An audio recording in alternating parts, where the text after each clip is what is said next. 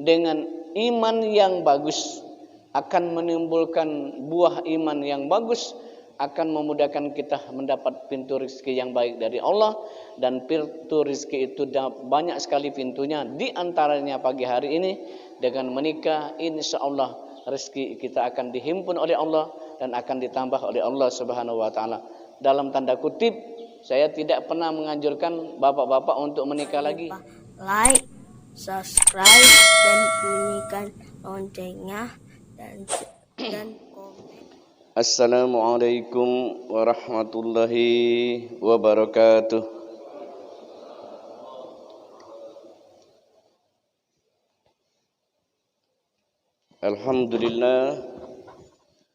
Alhamdulillahilladzi arsala rasulahu bil huda wa dinil haqq liyuzhirahu 'alad dini kulli wa kafa billahi syahida. Asyhadu an la ilaha illallah wahdahu la syarika lah wa asyhadu anna Muhammadan 'abduhu wa rasuluhu la nabiyya ba'dah. Allahumma shalli wa sallim ala sayyidina Muhammadin sayyidil mursalin wa ala alihi wa sahbihi ajma'in. Amma Bapak Ibu hadirin kaum muslimin, jamaah salat subuh yang dimuliakan Allah. Alhamdulillah, kita bersyukur kepada Allah Subhanahu wa taala bahwa di pagi hari ini kita masih dapat membukakan kedua mata kita. Pertanda kita masih diberi Allah kesempatan untuk hidup. Alhamdulillahirabbil alamin. Alhamdulillah juga kita dalam keadaan sehat. Walaupun saya pribadi sebenarnya kurang sehat benar, tapi selagi kita masih bisa melangkah ke masjid untuk melaksanakan ibadah sholat, mari kita melaksanakannya. Dan kita berdoa kepada Allah Subhanahu wa taala agar ketidaksempurnaan ibadah kita ini semuanya disempurnakan oleh Allah Subhanahu wa taala, serta diterima oleh Allah Subhanahu wa taala dan dicatat sebagai amal yang soleh di sisinya.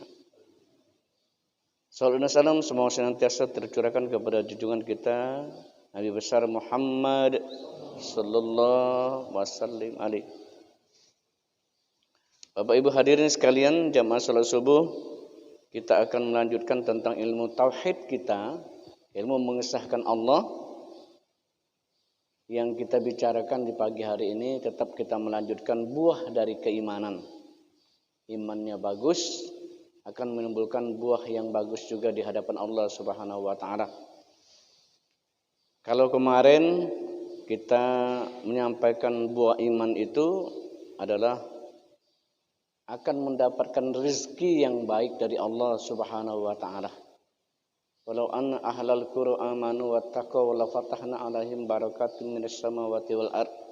Ketika kita, negeri kita, pribadi kita menjadi orang-orang yang beriman dan bertakwa, maka Allah akan memberikan rezeki, kelapangan, kemudahan di tempat itu tersebut atau di negeri itu tersebut. Tapi manakala kita ingkar kepada Allah, kata Allah, tunggulah nanti azabku sangat pedih yang akan aku timpakan kepada kamu semuanya. Pada pagi hari ini kita akan melanjutkan tentang buah iman yang bagus akan mendapatkan rezeki yang baik. Kemudian kita ingin melanjutkan juga bahwa rezeki itu, pintu rezeki itu bermacam-macam. Kemarin kita sudah menyampaikan pintu rezeki itu datang karena beristighfar. Astaghfirullahal azim alladzi la ilaha illa huwal hayyul qayyum wa atubu ilaih. Itu yang paling harus banyak kita baca. Kalau tidak mau sepanjang itu, cukup membaca astaghfirullahal azim. Pada pagi hari ini kita akan melanjutkan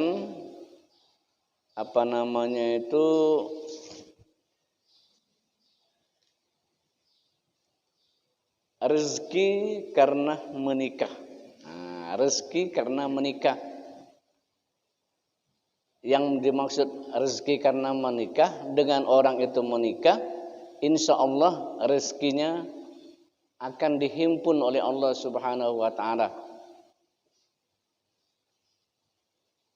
Jangan punya pemikiran yang lain. Jadi kalau punya satu istri, rezekinya sebanyak itu, rezekinya nambah, bininya nambah, rezekinya nambah, dah. Kalau yang nak nyobo, dah apa? Nak nyobo kan? Kalau istri satu misalnya dapat 1 juta, 4 berarti 4 juta. Kalau nak nyobo, coba. Kalau aku terus terang tidak berani.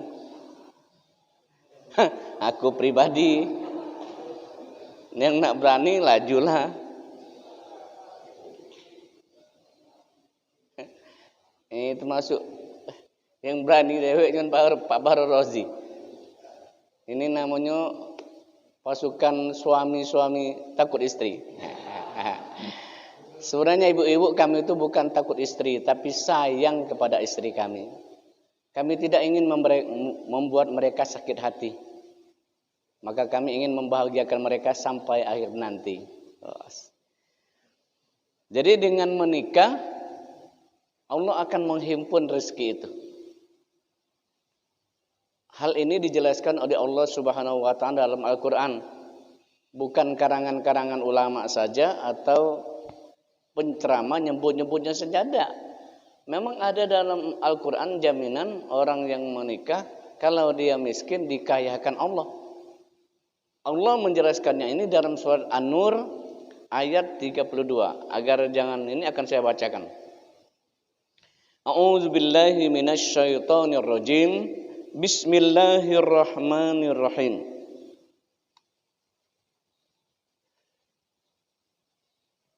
Wa ankihul ayyama minkum was-solihina min ibadikum wa imaikum in yakunu fuqara ayughnihimullah min fadli wallahu wasi'un alim.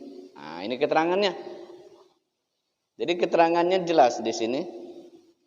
Dan nikahlah orang-orang yang masih membujang di antara kamu. Nah, ini ada catatannya. Masih bujang. Menyela laki wong ndak masuk konsep itu. Bujang. Bujang itu ada 2 kemungkinan. Bisa bujang yang namanya lanang, bisa bujang namanya tino. Jadi man kita nak nambah cari yang masih gadis. Itu konsepnya bujang.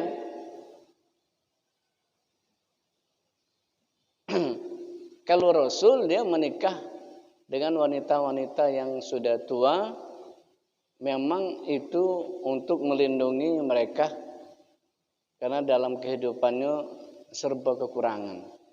Itu Rasul. Istri Rasul itu semuanya janda kecuali Siti Aisyah. Itu dijodoh oleh Abu Bakar. Nah, kita nak nyontoh Rasul yang bagian tu laju. Selagi ada betino-tino tua di nikah ini digoyor. Kalau galak. Kalau tidak galak dulu mulai setua itu. Karena kita ini selalu dibarengi oleh nafsu dan keinginan. Tapi Rasul melindungi. Itu beda dengan kita. Dan nikahkanlah orang-orang yang masih membujang di antara kamu. Dan juga orang-orang yang layak menikah dari hamba-hamba sahayamu yang laki-laki dan perempuan. Jadi menikah dengan seorang hamba boleh. Karena hamba itu tidak ada hubungan darah dengan kita. Maka orang Arab itu masih punya pemikiran seperti budaya Arab yang orang-orang bekerja dengan mereka itu mereka mengklasifikasinya sebagai seorang hamba. Padahal itu penghambaan tidak ada lagi sekarang. Kalau seorang hamba zaman dulu apapun boleh diperlakukannya. Makanya na'udzubillah orang-orang Arab ada yang beberapa yang dibunuh oleh orang-orang Indonesia betinonya. Karena dia ingin memperkosa perempuan-perempuan Indonesia yang bekerja di rumahnya. Dia pikir itu adalah hamba. Tidak ada lagi status hamba. Dan seharusnya seorang tuannya memang tidak boleh berduah dengan seorang pembantunya di rumah. Karena mereka tidak ada hubungan keluarga, hukumnya haram. Karena berdua laki-laki dan perempuan yang tidak ada hubungan darah itu mendekati perzinahan. Wala taqrabuz zina innahu kana fahisyatan wa sa'a sabila. Cuman ibu-ibu dengan menantunya lanang itu anak. Walaupun berdua bayi di rumah tidak pendekatan zina karena dia anak kita. Sama kami dengan anak kami, menantu kami yang perempuan bukan mendekati zina. Misalnya cuma berdua bayi dengan menantunya, orang lain tidak kati. Tidak apa-apa, karena itu adalah anaknya. Adik anak kita yang perempuan dengan kakak iparnya tidak boleh berdua-dua bayi di rumah. Hukumnya haram. Karena itu mendekati zina. Karena tidak boleh berdua-dua kata Rasul. Kalau berdua laki-laki dan perempuan yang tidak ada hubungan keluarga, tidak ada hubungan darah, itu namanya pendekatan zina. Kalau ternyata anak kita masih gadis, ada kakak iparnya di rumah, anak kita yang perempuan suruh main ke rumah kawannya dulu. Nak kau main ke rumah sebelah, nanya, ibu nak pergi ke pasar sebentar. Jangan dibiarkan anak kita yang perempuan di rumah, sementara istrinya bekerja, suaminya di rumah. Itu status hukumnya tidak boleh, karena dia mereka tidak ada hubungan darah. Kalau ayunya meninggal, dia bisa nikahi adiknya. Nah, itu dalam status hukum. Cuman karena kita ini kadang-kadang menyepelekan hukum, tapi lebih mementingkan perasaan. Nah, padahal status hukumnya begitu. Nah, jadi hamba sahaya yang kamu minati itu boleh kamu nikahi. Kalau yang perempuan ada hambanya laki-laki, cara di Arab itu dipeliharanya, kemudian dinikahinya boleh. Asal hamba itu tidak ada hubungan darah. Kemudian, jika mereka miskin, Allah akan memberi kemampuan kepada mereka dengan karunia-Nya. Nah, fuqara itu memberi kemampuan, artinya memberi rezeki. Tadinya tidak punya gawe, menantu gitu tuh, nak nikah rasanya dasar iman lah kuat nian. Nak nikah calon suami anak kita tuh punya gawe. Kaki tahu-tahu waktu dia menikah, insya Allah rezekinya Allah berikan, Allah kumpulkan rezekinya, Allah berikan kekuatan dia dari kepakirannya untuk bisa mencari pekerjaan dan termotivasi untuk bekerja. Cuman kita ini selalu menggunakan logika dan rasa malu. Logika tuh, tuh nak ngomong lanang kate gawe, mana lah dia nak makan. Nah, itu logika namanya. Tapi kalau kita titipkan dengan Allah, tazawwajun nisa fa innahunna ya'tina bil mal. Ketika kita menikah, maka perempuan yang kita nikahi itu mereka lah yang akan menghimpun rezeki kita. Yakini itu. Jangan ragu. Jadi mereka dengan karunia-Nya dan Allah maha luas pemberiannya, lagi maha mengetahui. Asal kita yakinlah Allah tuh maha luas, rezekinya itu banyak. Dari sudut manapun rezeki Allah itu datang. Asal kita yakin. Jadi dengan menikah, kata Allah surah An-Nur ayat 32, insya Allah kalau dia miskin, maka dia akan Allah kayakan dia, maka dia akan disempurnakan rezekinya. Kalau tadi dia tidak mampu bekerja, maka Allah akan berikan pekerjaan kepadanya. Nah, itu yang terpenting, yang harus kita yakini.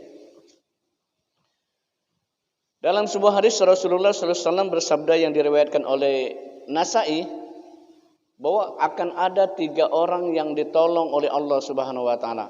Dalam hadis yang diriwayatkan oleh Nasai, dari hadis-hadis yang lain pun banyak. 3 orang yang mendapatkan pertolongan Allah. Yang pertama, orang yang berjihad fisabilillah, orang berjuang di jalan Allah, jihad fisabilillah akan mendapatkan pertolongan Allah. Tapi kita sampai saat ini secara arti perang fisabilillah itu belum pernah. Namun secara maknanya luas, kita ini berjuang di jalan Allah. Sakit-sakit berangkat ke masjid untuk beribadah, itu pejuang jalan Allah. Mendengarkan ceramah tiap pagi dengan kelelahan dan segala macamnya, itu jihad fisabilillah. Bahkan barang siapa yang meninggal dunia sampai dia mulai melangkah ke masjid, sampai balik ke rumahnya, dia meninggal, maka dia dalam statusnya jihad fisabilillah. Orang yang bekerja keluar pagi, nyari rezeki untuk anak-anaknya, untuk istrinya, itu sama pahalanya jihad di hadapan Allah Subhanahu wa taala. Jadi banyak jihad. Cuman makna perangnya nian kita belum. Tapi kata Rasul, jihadul jihad dalam perang Badar itu jihadul ashor. Walaupun perang Badar itu jihad yang besar ketika di zaman Rasul. Tapi Rasul memandangnya adalah jihadul ashor, jihad yang kecil. Ma jihadul akbar ya Rasul? Apa jihad yang besar wahai Rasul? Apa kata Rasul? Jihadun nafs, jihad melawan hawa nafsu. Melawan hawa nafsu ini bukan lagi beratnya jihadnya. Berkawan-kawan, kawan kita sukses, kita tidak ada rasa iri di hati. Mulailah menimbulkan fitnah, mencari-cari celah kesalahannya. Nah, inilah namanya kita berjihad melawan jiwa kita ini agar sabar menerima apapun ketentuan Tuhan. Ada ketika tidak sabar di pasukan di di tempat kita bekerja, banyak yang tempat kita iri hati, sakit hati. Nah itu kita namanya itu jihad dengan Allah, jihad dengan jiwa kita itu. Mana kita melawan dengan segala kesabaran dan keikhlasan. Yang namanya nikmat Tuhan itu beda-beda. Ada wongnya biasa-biasa, rezekinya banyak. Ada yang tak mani gue tak perlu nyaman juga nyari duit, bacanya berduit baik. Nah itu ujian untuk diri kita kan, untuk nafsu kita kan. Mana cara nak hidup dengan cara orang lain. Kadang-kadang nak nahan nafsu amarah, baik amarah dengan keluarga, dengan tetangga, dengan anak, dengan segala macam. Itu harus ditekan. Itu namanya jihadun nafsi, jihad melawan hawa nafsu. Itu yang paling berat. Kalau melawan wong sudah terlawan lari, tapi kalau hawa nafsu dia selalu berada di kita, merongrong kita. Apalagi musuh kita yang paling berat itu adalah iblis, yang selalu ada bersama kita. Jadi kalau kita berjihad di jalan Allah, kita akan ditolong oleh Allah Subhanahu wa taala. Jihad maknanya luas, berada di jalan Allah Subhanahu wa taala. Tetap istiqomah di jalan Allah, ini juga jihad.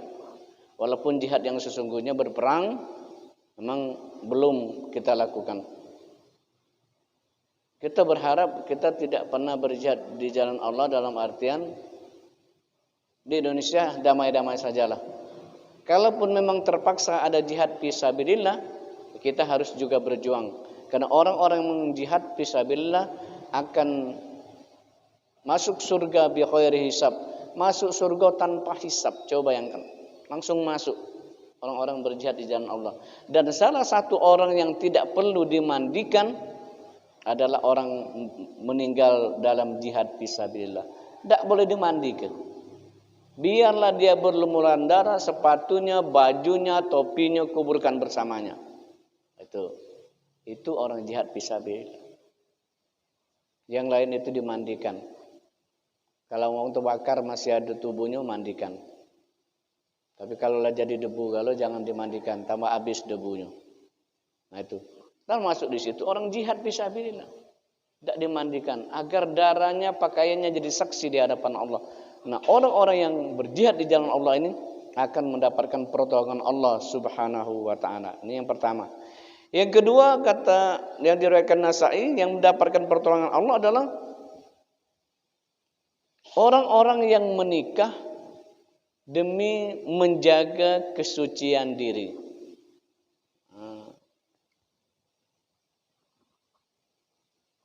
Demi menjaga kesucian diri. Jadi untuk anak perempuan ini, Bapak-bapak dan saudara-saudara boleh memilih untuk menjaga kesucian dirinya untuk dinikahkan. Begitu dia sudah tamat SMA atau sudah balik, katakanlah tamat SMA lah mendingan sekarang ini. Kalau memang ada jodoh yang cocok, anak kita juga mau, nikahkan saja. Makanya di zaman Rasul itu ada namanya khitbah, melamar, amaran. Daripada dia bikin malu gitu, menjaga kesucian orang tuanya dan anaknya, boleh dinikahkan. Dan dalam hukumnya anak perempuan tidak berhak menolak, asal yang dijodohnya itu memang bagus menurut ayahnya. Boleh. Cuman karena dunia sekarang nilai dunianya seperti ini, ya anak kita masih naik sekolah, asal kita menjaga komitmen dengan mereka. Asal kau dapat menjaga dirimu, menjaga diri secara artian di fisik maupun menjaga diri dalam artian dapat menjaga kehormatan diri. Silakan dia mau kuliah sampai S1, S2. Namun status hukumnya sebenarnya agar dia terhindar dari segala macam, boleh kita menikahkannya ketika dia sudah menyelesaikan sekolah pendidikan dasarnya atau menengahnya SMA. Itu sering terjadi. Bahkan ada anak-anak di SMA kami itu yang berhenti kelas 1, kelas 2 karena ingin menikah, karena ingin menjaga kesucian diri. Karena pengajiannya lah dalam nian. Aku udah galak Ustaz nih, Pak. Kau nak berhenti bayinya. Ternyata menikah. Begitu kelas 2, ya menikah. Mano? Itu langsung nikah Ustaz. Itu Pak, begitu dia keluar langsung dia nikah. Rupanya dia memang mau menikah. Karena ada laki-laki yang mau dengan dia tidak mau terjebak dalam itu. Aku berhenti bayar kau nak nikahnya. Tapi kau pacaran tak galak aku, nikah dia. Nah, itu. Jadi untuk menjaga kesucian diri kita menikah. Ini yang dapat pertolongan Allah.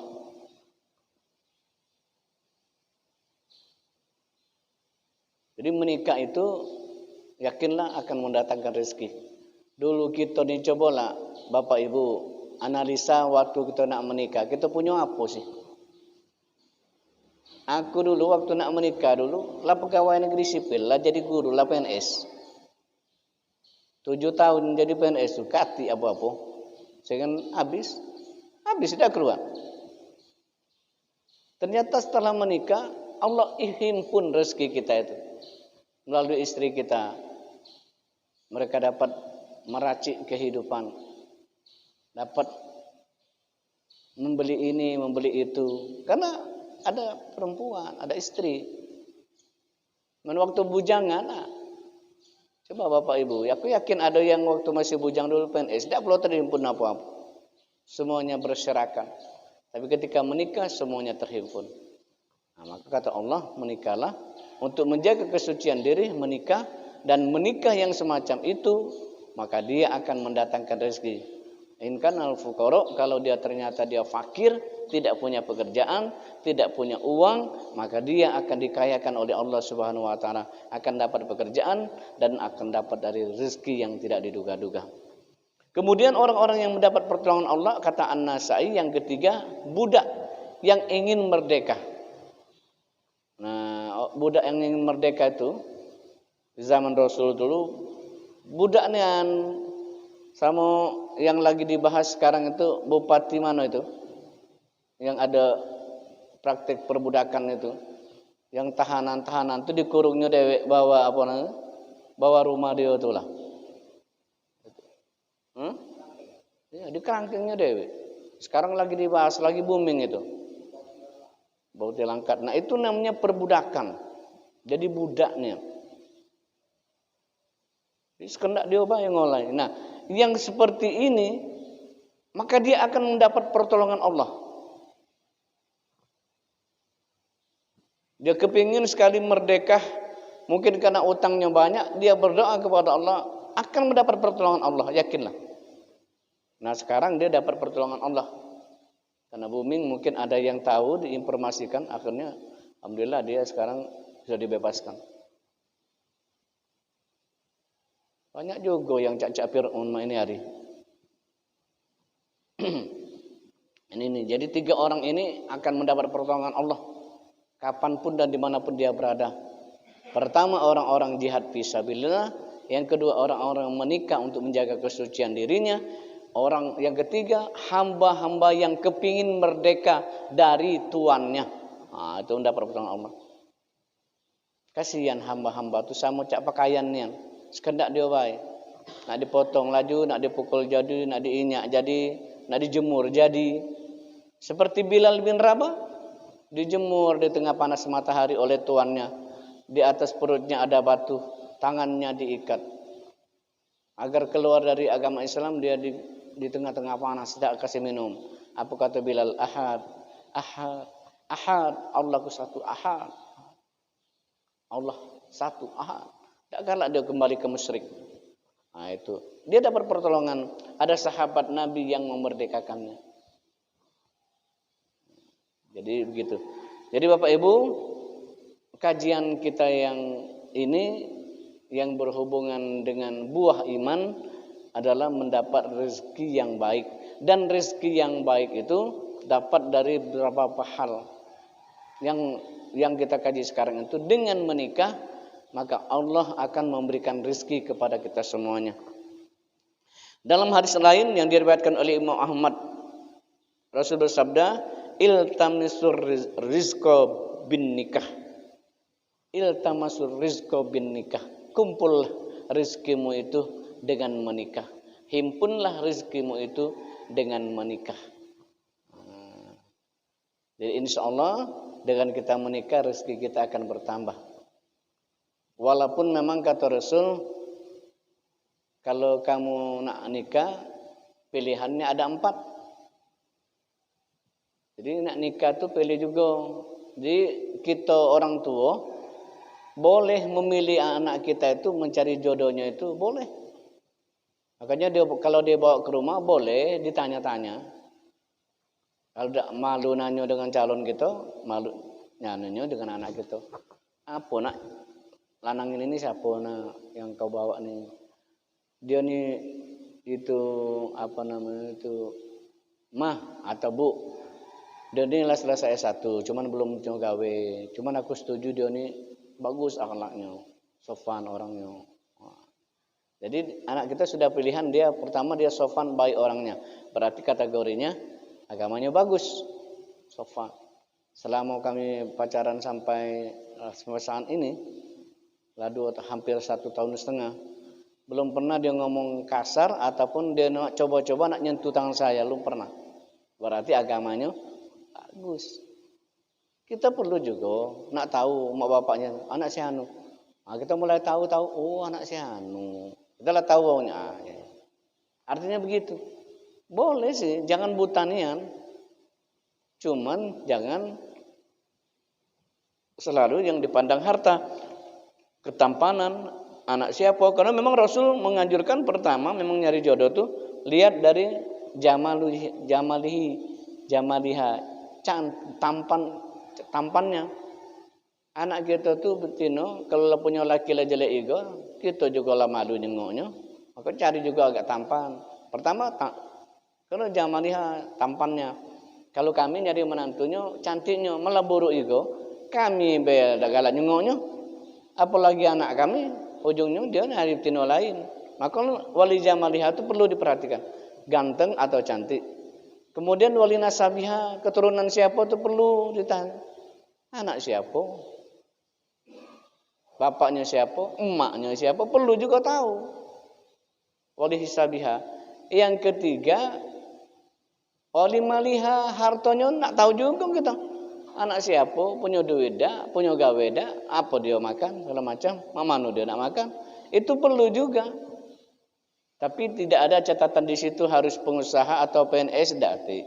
Yang penting punya maluh itu harta itu kerja, punya ada harapan kerja. Nah, idealnya mana cantik, mana anak orang kaya, mana berduit, mana anak orang hebat. Wah, cukuplah. Kemudian yang keempat walidiniha, agamanya. Kata Rasul, maka pilihlah agamanya. Kalaupun tidak dapat anak orang baik-baik, anak orang biasa baik, tapi agamanya bagus, pilih. Walaupun tidak terlalu cantik dan tampan, tapi agamanya bagus, ambil. Walaupun dia orang sederhana, tidak banyak duit, tapi agamanya bagus, insya Allah ambil. Itu yang tepat. Artinya tetap yang kita pilih itu yang terakhir, seleksinya tetap agamanya harus bagus. Nah, itu makanya Rasul mendudukkannya itu di belakang agamanya itu. Jadi pilih dulu anak siapa, ganteng tidak, lah punya duit atau tidak, punya gawe apa tidak. Yang terakhir lihat, seandainya dia cantik tapi agamanya nol, singkirkan. Walaupun dia anak orang kaya sekalipun tapi agamanya nol, tinggalkan. Walaupun dia anak orang, katakanlah anak wali kota, anak segala macam tuh, tapi kalau agamanya nol, tinggalkan. Karena yang tiga ini diseleksinya adalah agamanya. Nah, itu dia. Luar biasa Rasul kita membimbing kita agar menjadi jodoh. Karena walaupun memang dengan menikah rezeki kita bertambah, tapi memang rezeki tidak terlalu harus ikut campur sepenuhnya. Tapi seorang tua dapat memberikan arahan kepada anak-anaknya. Jangan terlalu bebas diambil. Kaki kita juga yang nyeselnya. Jelas dia sekolah di situ. Ya, insya Allah lah. Nah, Bapak Ibu hadirin sekalian, ini saja yang materi kita hari ini. Dengan iman yang bagus akan menimbulkan buah iman yang bagus, akan memudahkan kita mendapat pintu rezeki yang baik dari Allah. Dan pintu rezeki itu banyak sekali pintunya. Di antaranya pagi hari ini dengan menikah, insya Allah rezeki kita akan dihimpun oleh Allah dan akan ditambah oleh Allah Subhanahu wa taala. Dalam tanda kutip, saya tidak pernah menganjurkan bapak-bapak untuk menikah lagi. Saya hanya menjelaskan dengan menikah Allah menghimpunkan rezeki kita. Itu nak nikah lagi itu urusan bapak-bapak sekalian. Kau nak mati di bunuh bini ini lajulah. Ini saja Pak Hamzah. Jangankan nyebut nak nikah, baru cerita dikit-dikit lah jelit laki bini ini. Tak bani dia. Pak Hamzah sama dengan aku tak bani juga. Ini saja, semoga mendapat pahala dari Allah Subhanahu wa taala. Amin. Semoga mendapat rezeki dari Allah Subhanahu wa taala. Amin. Sebenarnya ada materi yang lagi tentang rezeki ini. Ngapo? Ada yang nentang, ngapa wong dem nikah tuh duitnya tidak banyak-banyak? Sebenarnya kajiannya tidak ke situ. Nanti ada kajiannya.